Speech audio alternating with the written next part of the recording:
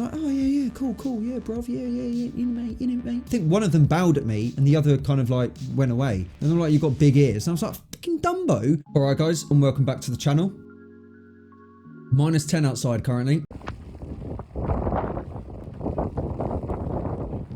So coffee is hitsuyo desu. That means important. There you go. That's your new word for today. Anyway, let's get on with the banter. So I was thinking where I wanted to go with this whole situation, this new content and what to do. And if you're going to kind of do something serious or not so serious and have a like banterous take on it, like dating, Japanese Tinder, whatever, then you've got to start from the beginning.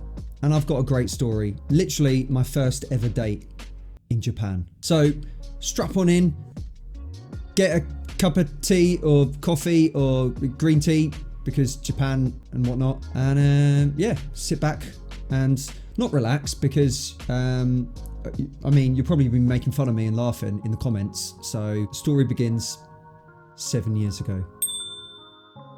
Oh, right, mate. Hello? You're not talking. All right. Piss off. Sorry about that, everyone. So 7 years ago, Dek comes to Japan. No friends, no family, nada, no one, not a thing. The company that I work with provide a kind of guide or assistant on your first day in Japan. So they take you to the bank, they take you to the furniture store to get some like necessary things. They take you to convenience store, get your first like snacks and stuff. And I was staying in a Leo Palace. If you ever do come to Japan, by the way, do not go to a Leo Palace. If the company that you're coming with are like, oh yeah, we're going to set you up in this nice Leo Palace, just be like, listen mate, no, I don't want to stay there because it's shit. It's shit, seriously, it's shit. So in my building, in my Leo Palace, there was a few other ALTs. So my guide was just like, oh, should we pop upstairs and see if they're in? Because I showed them around Sapporo as well, so they know me, I know them, I can introduce you, like break the ice. I was like, oh yeah, cool, yeah, bruv, yeah, in it, mate. Knock on the door, American lad pops out, he's like, Will, how's it going? I was just like, oh, you alright, mate? Yeah. And he was just like, how's your Japanese? I realised the error of my ways, okay? At the time, I'd studied Japanese for about 2 months at Hertfordshire University. Basically, I could count, I could say, this is, that is, my name, could read like basic alphabet, no kanji, but the hiragana. So he opens the door, pops his little head out, and he's like, oh, like, how's your Japanese, man? Thinking that I knew loads of Japanese, I went, ah, chisai, which means small. Ah, how's your Japanese? It's small. At the time, I was thinking, yeah, like, oh yeah, baby, chisai, yeah, speak small, but you know, I'm getting on with the lingo, oh yeah. And he looked at me, he kind of did this look, he was just like, he must have thought I was a fucking nutter. I was so confident as well, I was just like, oh yeah, man, yeah, like, chisai, yeah, chisai. Turns out that that's not how you say that you can't speak Japanese, or if you can speak a little bit of Japanese, that's not the word you use at all. Chisai is literally a kind of size measurement. Anyway, she then said, so you still going on that double date? And he was just like, yeah. But unfortunately, like the guy I was going with dropped out. So it's just me and 2 ladies at the moment. He looked at me, he was just like, you up for going on a double date? I was like, oh shit, I haven't even been in Japan like a week. I've had 3 days of training in Tokyo, come here, day 4. Got a date. So I said, yeah, absolutely, mate. Go to meet the ladies at an izakaya. Quickly established that they speak 0 English. Some Japanese people every now and then can speak a little bit of English. They spoke like less than chisai. My friend's Japanese, however, was very good. So he was like saying all the like, yoroshiku onegai shimasu, hajimemashite, hi, doku ni suwaritai desu ka?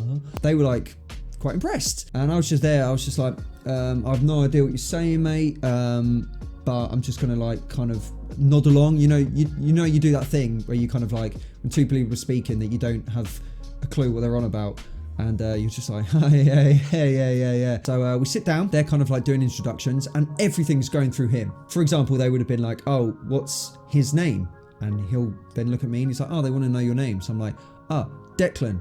And he's just like, kariwa Dekran to moshimasu. And they're like, Dekran, wakarimashita. I mean, I didn't even know what karimashita back then. So that's how chisai my Japanese was. As the night goes on, they're kind of like, really like both of them just looking at me and like making random comments about me, and he's translating. He's just like, oh yeah, they say like you got nice hair.